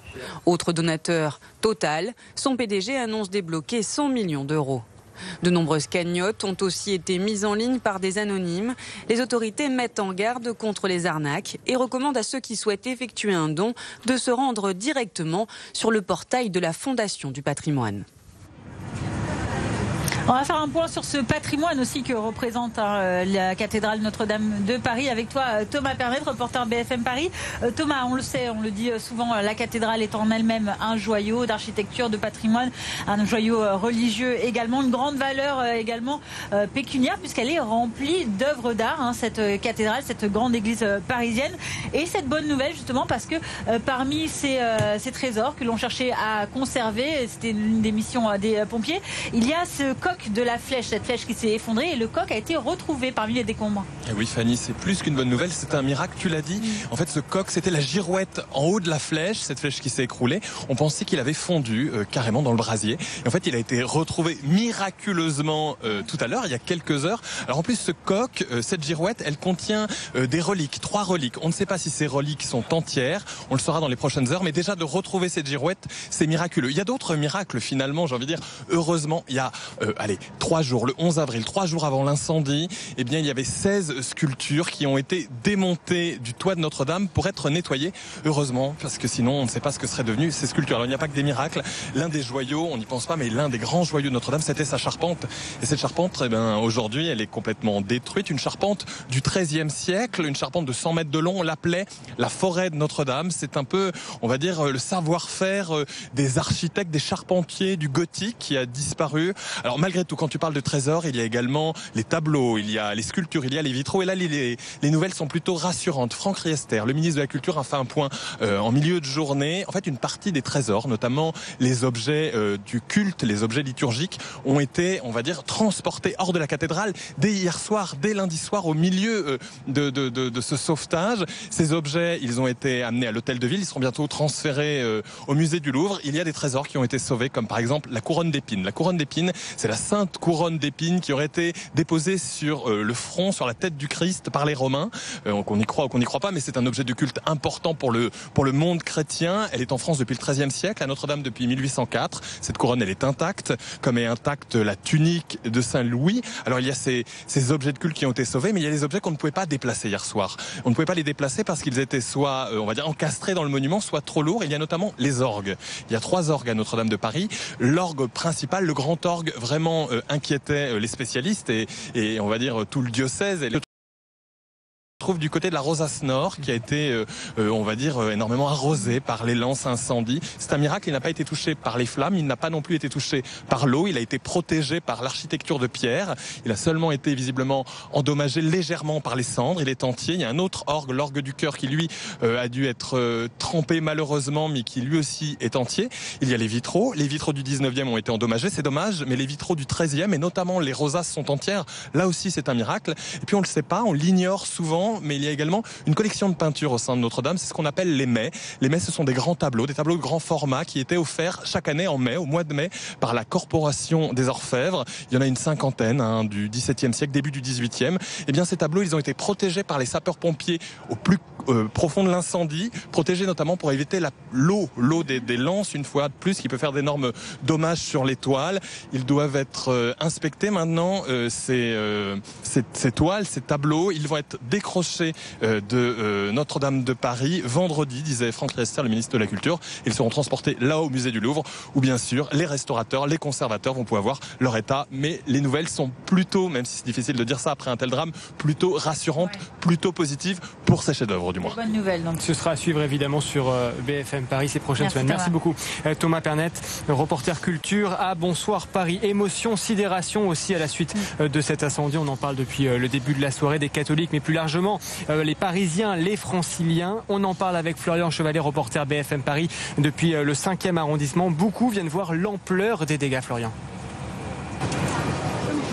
Exactement, Tanguy. Et puis des rassemblements, un rassemblement ce soir, plusieurs centaines de chrétiens qui se sont réunis place Saint-Michel pour se recueillir et pour, vous l'avez dit, contempler l'ampleur des dégâts, des rassemblements également qui ont eu lieu sur les quais, ici et là. Quelques groupes de personnes se sont réunis avant de s'agenouiller pour prier, pour chanter, pour se recueillir en face de la cathédrale Notre-Dame de Paris. Et puis tout au long de la journée, des curieux, cette fois, ont défilé toujours sur les quais, plusieurs centaines de personnes sur les quais bas, sur les quais hauts également, à tel point qu'à certains moments de la journée, il était compliqué de se déplacer, c'est vous dire si la foule était à certains moments importante, des Parisiennes, des Parisiens, des touristes, des riverains également qui se sont réunis ici sur les quais pour prendre en photo la cathédrale Notre-Dame de Paris ou tout simplement l'observer. Certains se sont échangés des souvenirs de visites à l'intérieur du monument, tandis que des mamans ou des papas ont expliqué à leurs enfants la valeur de cet édifice. Énormément d'émotions, vous l'aurez compris, chez ces personnes qui vont d'ailleurs très certainement transformer ces larmes, cette tristesse en actes, puisque l'immense majorité des personnes que j'ai rencontrées aujourd'hui m'ont expliqué vouloir faire des dons, offrir à la cathédrale Notre-Dame de Paris afin d'accélérer et de permettre sa reconstruction. Voilà les détails sur ces mobilisations qui ont eu lieu ce mardi jusqu'en soirée, notamment au niveau de la place Saint-Michel avec notre Florian Chevalet. Il est près de 9 heures d'intervention ont dû être nécessaires, on vous le rappelle, tout de même pour sauver Notre-Dame de Paris. Une intervention à haut risque puisque certains pompiers ont même été blessés, légèrement certes, mais tout de même. Une intervention qui s'est pratiquée également de nuit puisque le feu a été éteint au petit matin ce mardi. L'action et la bravoure de ces soldats du feu a été largement saluée par les Parisiens, par les Franciliens, par les touristes qui sont venus très nombreux ici aux abords de ce périmètre de sécurité tout autour de la cathédrale. Petite sélection justement de vos messages à l'adresse de ces sapeurs-pompiers de Paris au micro BFM Paris d'Emmanuel Lebon. De vrais professionnels pour que ce matin qui est tout l'incendie soit et que la structure soit conservée. Voilà, ça c'est très important. Et je pense que les pompiers ont été tout à fait un travail remarquable. Ce sont des gens qui sont toujours à notre service, on le voit bien aujourd'hui encore, heureusement qu'ils sont là. Ils nous ont permis de pouvoir encore faire un effort, un travail fantastique pour notre pays. Et je crois que comme pour moi le symbole de Notre-Dame est aussi important que le symbole de la Tour Eiffel ou de l'Arc de Triomphe, je pense que c'était très important effectivement que les pompiers soient là et qu'ils soient là surtout pour sauver notre patrimoine. Exceptionnel, je les admire énormément.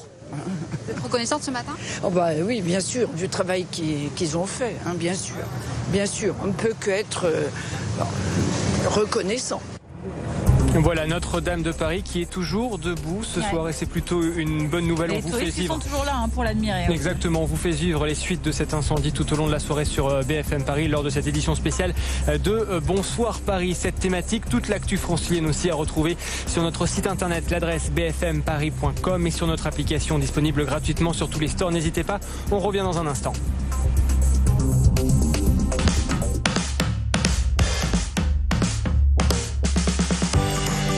Découvrez la météo avec B&B Hôtel.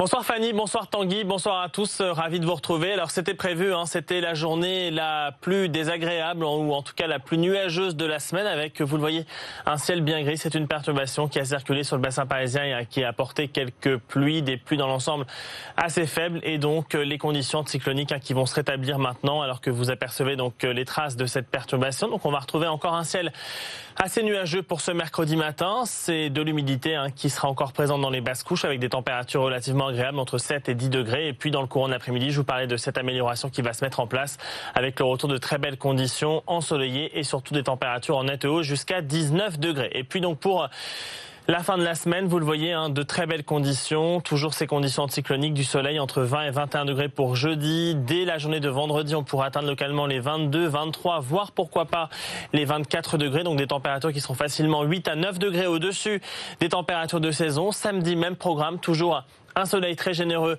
et des températures très élevées. Pourquoi pas localement des pointes à 25 degrés. Et puis pour dimanche, pas de changement. Un très beau week-end en perspective avec du soleil et des températures qui là aussi pourront atteindre les 23, 24 degrés avant a priori quelques nuages supplémentaires pour lundi prochain et une petite baisse des températures. Mais tout ceci reste bien sûr à confirmer. Je vous souhaite de passer une excellente soirée sur notre antenne et j'aurai le plaisir de vous retrouver demain.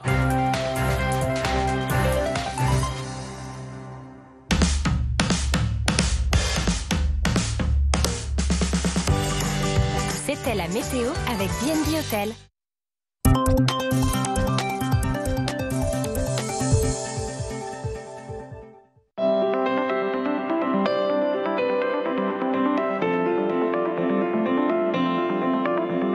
Marianne Collarossi, bonjour. Nathalie, bonjour. Vous êtes la fondatrice de Breteuil Immobilier. Vous êtes aujourd'hui à la tête de 11 agences à Paris, 2 agences à Londres, 3 sur la côte ouest. Sur quoi repose le concept de Breteuil? Lorsque j'ai fondé ma première agence, il y a 20 ans, dans le 7e, j'avais un objectif fort. Proposer à mes clients un service de qualité irréprochable. Et je me suis rendu compte que pour proposer un service de qualité, il fallait connaître parfaitement le quartier. On ne vend bien que ce que l'on connaît bien. J'ai donc constitué des équipes en fonction de la connaissance qu'ils avaient du quartier. Qu'est-ce qui distingue Breteuil des autres agences immobilières? Breteuil Immobilier est un groupe familial. Dès le début, nous avons décidé de salarier nos collaborateurs. Ils s'inscrivent dans la durée.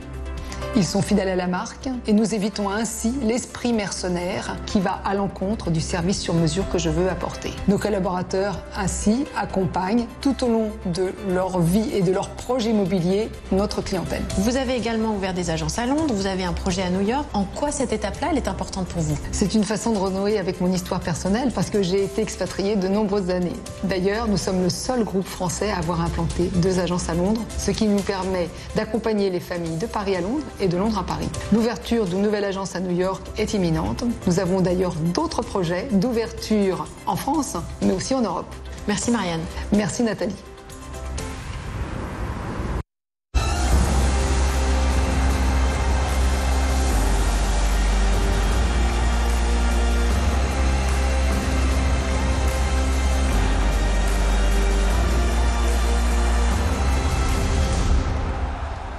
Les plus grandes émotions naissent ici. Vibrez pour les quarts de finale de l'UEFA Champions League sans engagement sur la chaîne RMC Sport à 9 € par mois avec la fibre de SFR ou 19 € par mois. Abonnez-vous sur rmcsport.tv ou appelez le 1055.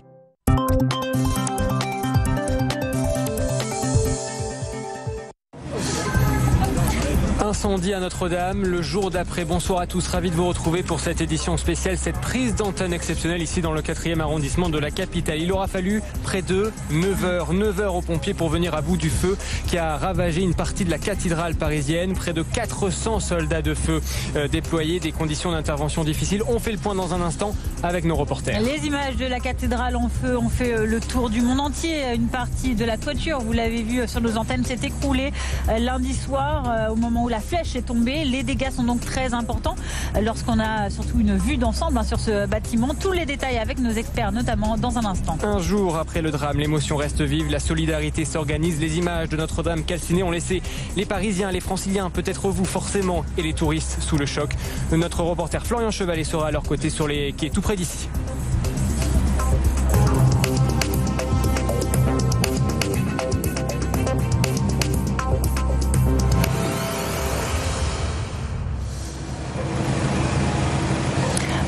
de cette soirée, donc nous continuons de revenir sur ce terrible incendie qui a pris ce lundi aux alentours de 18h50 sur l'île de la Cité, dans le 4e arrondissement de Paris.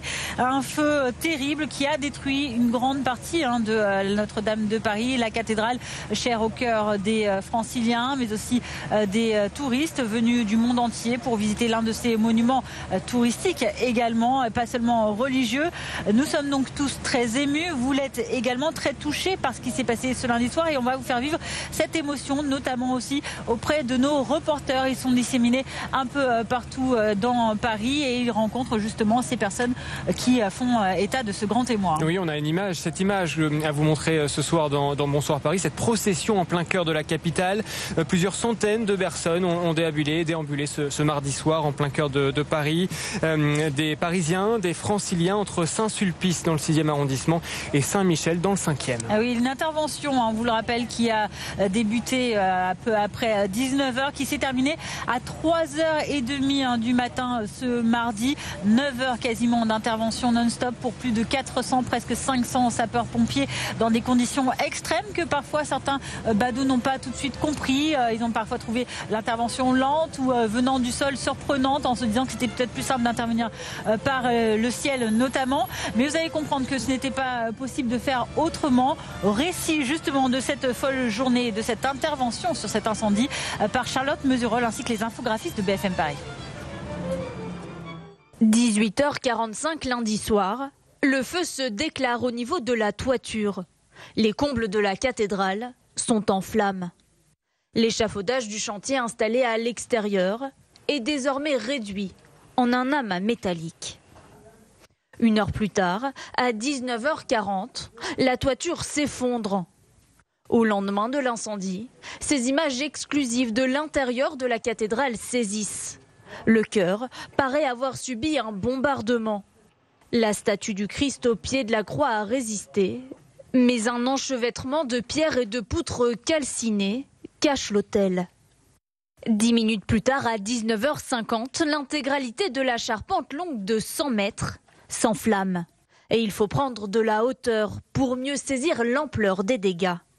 L'incendie a ravagé les 2/3 de la toiture. Une charpente qui datait en partie du Moyen-Âge et avait nécessité une forêt de 1400 chênes. À 20h, la flèche et ses 93 mètres de haut s'écroulent et 10 minutes plus tard, un trou béant se forme au niveau de la voûte de la cathédrale. 21h45, la tour nord qui a pris feu menace de s'effondrer. Les pompiers réussissent à la sauver 1 heure plus tard. Les 2 beffrois de la cathédrale sont encore debout. Il faudra attendre 3h40 pour que le feu soit totalement maîtrisé. Et bonne nouvelle, le coq en cuivre du sommet de la flèche, qui contient des reliques sacrées censées protéger les Parisiens, a lui survécu. Il a été retrouvé par un restaurateur dans les décombres. L'incendie est désormais éteint, donc ici dans le 4e arrondissement de Paris. On a une image à vous montrer ce soir, cette fin de soirée, cette fin de soirée ici en plein cœur de Paris ce mardi. Ce sont ces sapeurs-pompiers derrière nous, peut-être que vous les voyez, qui sont au niveau de la voûte qui s'est effondrée à l'issue de cet incendie, de ce terrible incendie la nuit dernière. Ils sont plusieurs, ils sont peut-être 5-6 pompiers de là où nous sommes en tout cas, à regarder, à observer notamment ces tours qu'évoquait il y a quelques instants Charlotte Mesurol dans son reportage. Alors on imagine que ce ne sont peut-être pas forcément des enquêteurs, mais ce sont des sapeurs-pompiers qui sont en train de vérifier que les choses se passent avec leur bien lampe torche, mieux. ils ont l'air ce soir. de scruter les façades, les décombres, peut-être aussi les parties de cette charpente qui s'est effondrée en effet. Non sans peine et à grand renfort de personnel et de moyens techniques, le feu donc est désormais éteint et ça c'est plutôt une bonne nouvelle ce mardi soir. On fait le point avec Anne Lorbance. Anne Lorbance, reporter BFM Paris dans le 5e arrondissement. Comment les choses se sont passées toute cette journée ? L'heure est toujours à la surveillance et à l'évaluation de la stabilité de la cathédrale Notre-Dame de Paris, dont la sauvegarde, selon le secrétaire d'État Laurent Nunez, s'est jouée à 15-30 minutes près.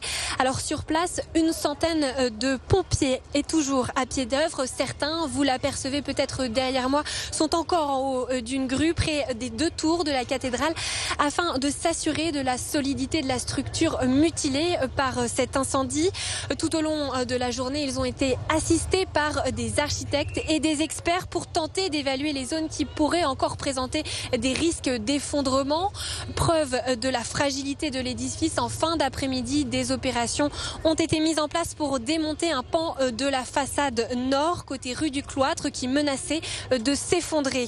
Alors, ces travaux de sécurisation vont durer 48 heures. Ce n'est qu'après ce laps de temps que les enquêteurs pourront enfin pénétrer à l'intérieur de l'édifice pour procéder aux premières constatations pour les besoins de l'enquête.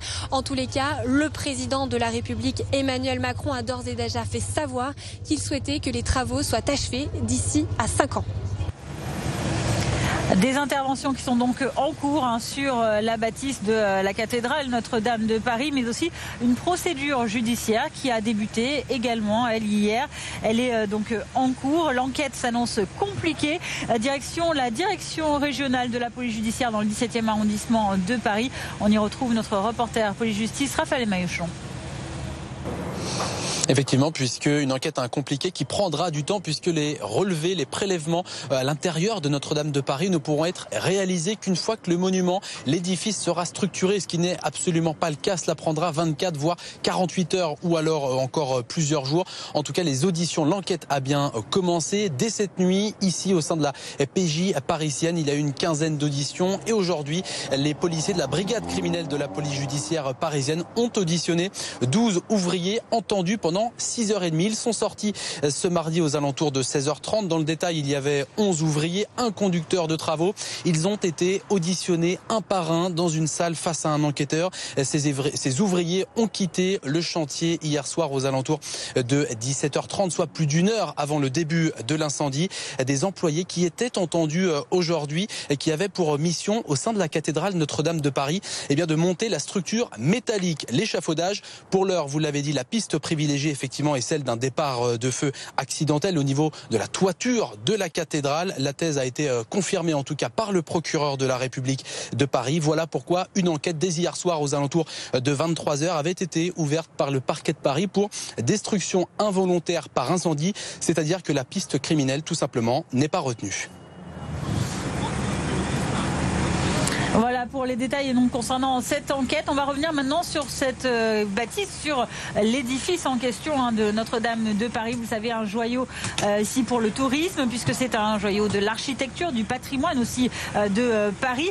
Il comporte également un certain nombre de chefs-d'œuvre. C'était l'une des missions des sapeurs-pompiers ici, de retrouver et de sauver un maximum d'œuvres d'art. On en parle avec toi, Thomas Pernet, de ces œuvres d'art. On a une bonne nouvelle. L'une d'entre elles, le coq de la flèche qui s'était effondré, a été retrouvé indemne. Et oui, Fanny, c'est même un miracle. Ce coq de la flèche, en fait, c'est la girouette qui était tout en haut de cette flèche de 96 mètres de haut. Et bien, ce coq a été retrouvé. On pensait qu'il avait fondu dans le brasier. Il a été retrouvé miraculeusement. Il n'y a pas d'autre mot. Alors, à l'intérieur de ce coq, normalement, il y a d'autres reliques. On ne sait pas aujourd'hui si elles sont encore indemnes. Néanmoins, l'objet, lui, est toujours là, cabossé certes, mais toujours là. Il y a d'autres miracles. Déjà, il y avait 16 sculptures de cuivre qui ont été démontées 3 jours avant l'incendie, le 11 avril, pour être nettoyées. Et donc, ces sculptures ont pu être protégées. C'est là aussi un miracle. Alors, il n'y a pas que des miracles, bien sûr. Un des joyaux de Notre-Dame, c'était sa charpente, cette charpente détruite. Une charpente qui, en partie, datait du XIIIe siècle. On l'appelait la forêt de Notre-Dame. C'est, on va dire, le génie des charpentiers, des architectes du gothique qui étaient encore là, qui malheureusement a disparu. Mais quand tu parles des chefs-d'œuvre, tu parles, j'imagine, des sculptures, des vitraux, des trésors. En effet, notamment des trésors, des objets de la liturgie, comme on les appelle. Eh bien, ces trésors, ces chefs-d'œuvre, ils ont en partie pu être sauvés dès lundi soir. C'est-à-dire que des agents, des sapeurs-pompiers sont entrés dans la cathédrale pour les retirer. Alors, il y a notamment, on va dire, ce qu'on appelle les trésors de la Passion, notamment cette sainte couronne d'épines.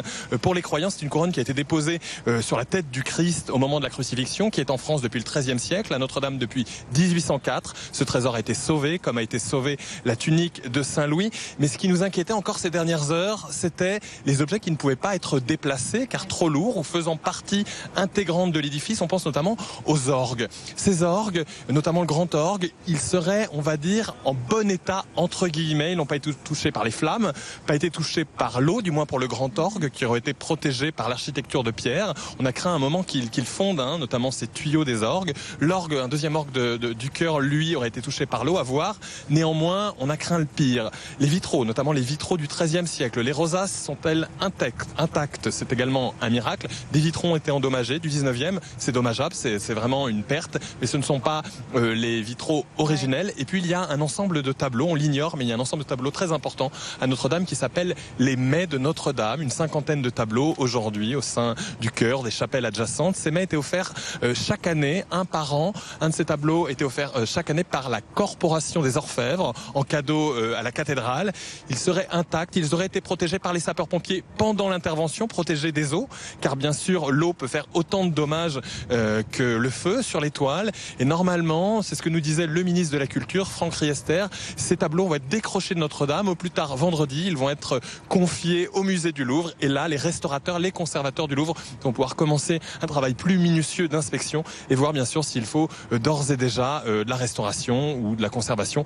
Bref, ce sont plutôt des nouvelles rassurantes ce soir sur les chefs-d'œuvre de Notre-Dame. Merci beaucoup Thomas. Thomas Pernet, reporter culture à Bonsoir Paris. Dans le même temps, émotion, sidération forcément à la suite de cet incendie, des catholiques mais bien plus largement des Parisiens, des Franciliens. On en parle avec Florian Chevalet. Florian Chevalet, reporter BFM Paris depuis le 5e arrondissement de la capitale. Beaucoup de ces Parisiens, de ces Franciliens viennent voir l'étendue des dégâts, Florian. Exactement, Tanguy. Et puis des rassemblements, un rassemblement ce soir, plusieurs centaines de chrétiens qui se sont réunis place Saint-Michel pour se recueillir et pour, vous l'avez dit, eh bien, contempler l'ampleur des dégâts, des rassemblements également qui ont eu lieu sur les quais, ici et là. Quelques groupes de personnes se sont réunis avant de s'agenouiller pour prier, pour chanter, pour se recueillir en face de la cathédrale Notre-Dame de Paris. Et puis, tout au long de la journée, des curieux, cette fois, ont défilé toujours sur les quais, plusieurs centaines de personnes sur les quais bas, sur les quais hauts également, à tel point qu'à certains moments de la journée, eh bien, il était compliqué de se déplacer, c'est vous dire si la foule était à certains moments importante, des Parisiennes, des Parisiens, des touristes, des riverains également qui se sont réunis ici sur les quais pour prendre en photo la cathédrale Notre-Dame de Paris ou tout simplement l'observer. Certains se sont échangés des souvenirs de visites à l'intérieur du monument, tandis que des mamans ou des papas ont expliqué à leurs enfants la valeur de cet édifice. Énormément d'émotions, vous l'aurez compris, chez ces personnes qui vont d'ailleurs très certainement transformer ces larmes, cette tristesse en actes, puisque l'immense majorité des personnes que j'ai rencontrées aujourd'hui eh bien, vouloir faire des dons, offrir à la cathédrale Notre-Dame de Paris afin d'accélérer et de permettre sa reconstruction. Voilà les mobilisations qui ont eu lieu ce mardi. Il y a d'autres personnes qui sont à l'œuvre. On les voit derrière nous encore actuellement. Ils sont sur le toit de Notre-Dame en train d'inspecter probablement la structure, de constater les dégâts également. On voit en effet un certain nombre de personnes avec des gilets réfléchissants et probablement avec des lampes torches, puisqu'on voit des sillons comme ça de lumière sur les façades de la cathédrale. Donc probablement dans le cadre de cette enquête qui est ouverte aussi, de l'inspection aussi et de la sécurisation de la structure de Notre-Dame avant de pouvoir intervenir dans sa restauration qui viendra dans un second temps.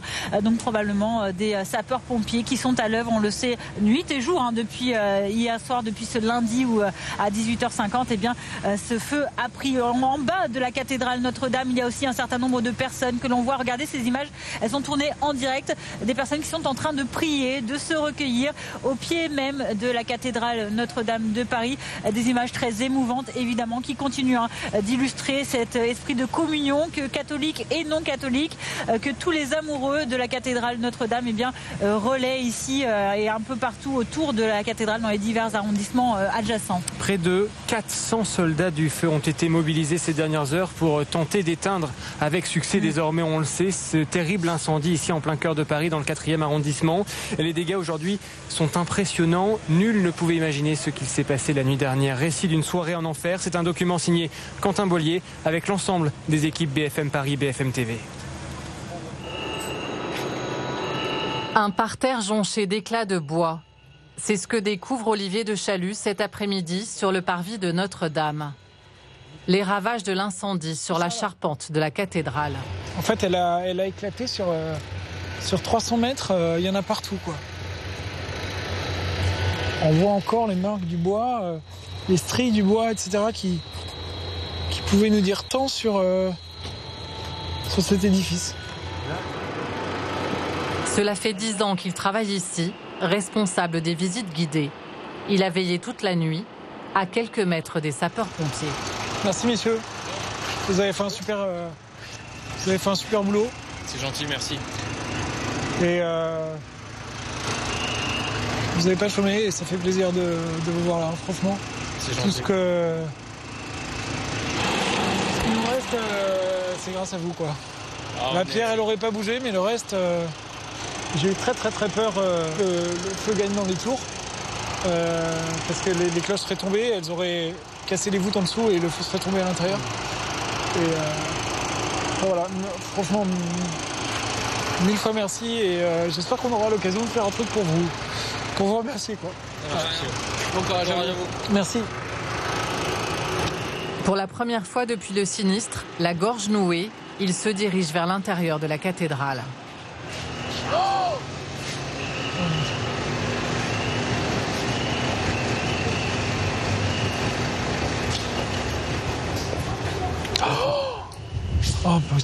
Oh putain. Un sol couvert de suie et inondé par les lances à eau des pompiers. Devant le chœur de la cathédrale, un amas de poutres calcinées et de pierres. Il y a ce vent qui n'a rien à faire là, il y a cette façon dont ça résonne, il y a ces pierres. Oh putain. Oh là là. Je l'avais pas vu.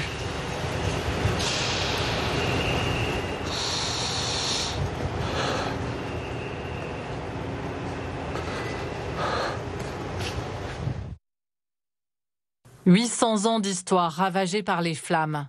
C'est le cœur de la France qui a été touché. Il est l'un des premiers témoins de l'incendie. Clément travaille à l'Hôtel-Dieu, un hôpital situé à moins de 50 mètres de Notre-Dame.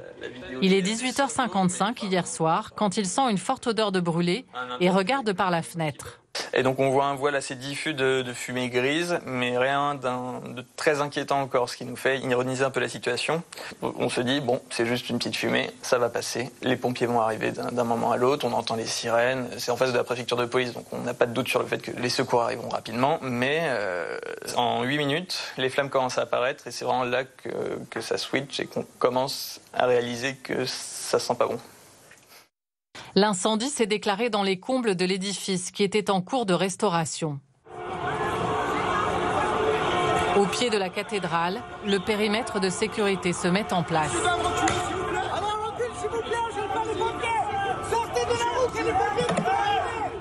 Les riverains, les touristes n'en croient pas leurs yeux.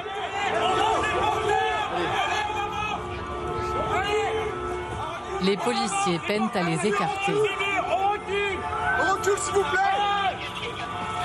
Alors que l'incendie se propage dans la charpente, les forces de l'ordre bouclent l'île de la Cité. Les ponts sont fermés à la circulation. On est carrément en train de se faire bousculer là, on doit évacuer, mais là je sais pas ce qui va se passer de la cathédrale Notre-Dame de Paris. Moi je suis parisien, je suis né ici et c'est un repère pour tous les Parisiens qui s'en vont. Un sentiment d'impuissance s'empare des témoins du sinistre. Denise vit à 2 pas de Notre-Dame depuis 58 ans. Elle raconte la scène vue de son balcon. Et c'était terrifiant parce que d'abord il y avait un immense nuage de fumée qui obscurcissait le soleil. On sentait la chaleur sur notre balcon. On sentait la chaleur tellement le brasier était intense. Le feu montait dans la flèche. On disait mais elle va tomber. Mais c'est pas possible, elle peut pas tomber. Et ensuite la toiture s'est embrasée et on entendait la toiture qui tombait. Avec des coups secs, brutaux. C'était abominable. À 19h50, tout le toit est en flammes.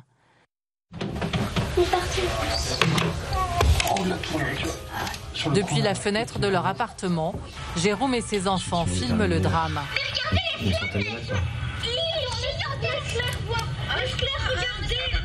C'est très impressionnant, c'est très émouvant de voir ça et de savoir qu'on ne pouvait pas l'empêcher, qu'on ne pouvait pas l'arrêter. C'est horrible de voir.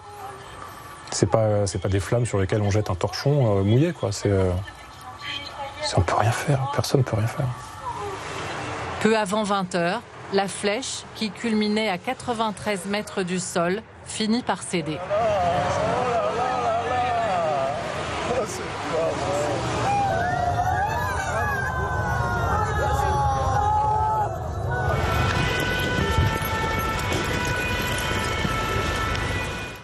À l'extérieur du bâtiment, les sapeurs-pompiers sont vite confrontés à la démesure de la catastrophe. Les nacelles peuvent monter à une trentaine de mètres seulement. Moins de la moitié de la hauteur des tours. Les lances à incendie, malgré leur portée, font difficilement le poids. Impossible d'engager des moyens aériens, trop risqués pour la structure. C'est de l'intérieur du bâtiment que la lutte se révèle la plus efficace. Les pompiers s'attaquent à la base des flammes.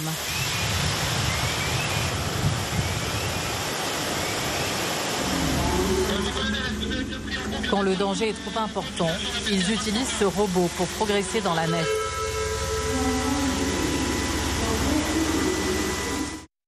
À 21h05, un feu a pris dans la tour nord. Point presse des autorités. Le secrétaire d'État auprès du ministre de l'Intérieur livre un pronostic réservé. Au moment où on se parle, l'incendie n'est pas circonscrit. Nous avons 400 militaires de la brigade des sapeurs-pompiers de Paris qui sont engagés sur cet incendie qui a pris l'ensemble de la toiture et qui s'effondre à l'intérieur de l'édifice. La structure va-t-elle résister? Après le toit, les tours risquent-elles de s'effondrer? Il ne faut surtout pas que les cloches, qui pèsent plusieurs tonnes chacune, se décrochent. Si les bourdons s'effondrent, c'est l'effondrement de cette tour. Où les sapeurs-pompiers, vous pouvez le constater, il fait nuit, prennent des risques importants par rapport au risque d'effondrement, par rapport à la chute de plomb en fusion et bien sûr par rapport à l'affaiblissement de l'ensemble des structures. L'heure et demie qui vient est déterminante. Chacun retient son souffle, en France, mais aussi partout dans le monde. Ça se passe en ce moment, Notre-Dame détruite.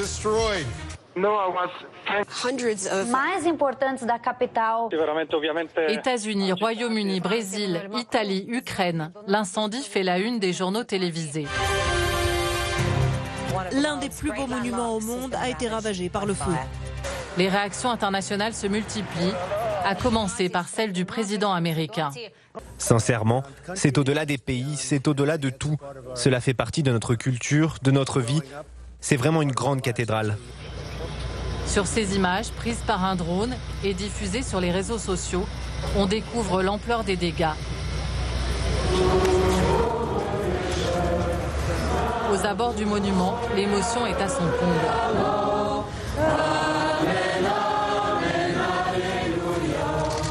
Ces catholiques parisiens prient pour la sauvegarde du bâtiment. Vous êtes bénie entre toutes les femmes. Je suis dévasté, c'est un grand malheur pour les croyants, parce que c'est un haut lieu de la foi catholique, et puis c'est un désastre pour la France. C'est 850 ans d'histoire qui brûlent, qui partent en fumée. C'est un pan complet de notre histoire. Qu'ils soient croyants ou non, tous partagent les mêmes sentiments. On est émus et ça n'a rien de religieux, hein. Je suis athée complètement. Hein.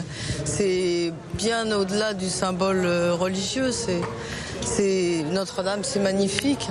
Notre-Dame, elle a échappé à tout, elle a échappé dans l'histoire, elle a échappé au bombardement, aux destructions, elle a échappé à un tas de choses. Et donc ça fait très mal.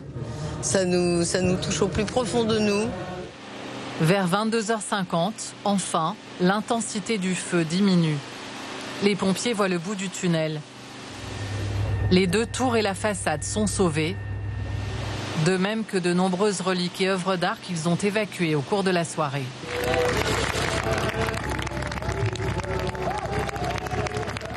Il faudra encore plusieurs heures pour éteindre complètement l'incendie.